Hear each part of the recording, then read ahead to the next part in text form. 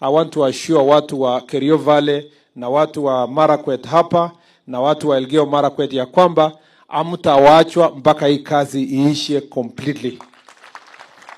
Pia Your Excellency, kupitia ile directive rais ametupatia, hatutaki hii shughuli ichukue ati ni program ya mwaka mmoja ama mwezi 3, mwezi 4.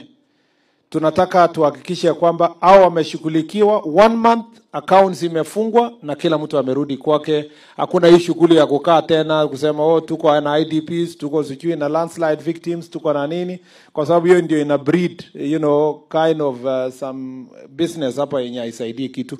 Excellency, sometimes me I've sat in this victims thing. I was in the Embobut Forest Eviction Committee. Sometimes you have a crisis like this. Alafu unapata watu wanaongeza majina ya mtu hata hakuwa hapa, hata ishi hapa, naongeza ya wapi na wapi. Tunataka genuine list imalizwe in a month or 2, hiyo kesi ifungwe, twende tufanye kazi nyingine, watu wasaidike, wasonga mbele. Hatutaki ukora na nini waingilie katika mambo hii. Na hiyo ndio ifanyike vizuri.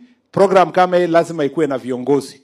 Senator, Governor, Women Rep, MCA na MP wakuwe katikati ya hiyo program, ndio waangalie wa provide political oversight so that the people can have proper presence hapo. Sub county commissioner na nani wengine wote wakuwe sehemu hiyo tumalize.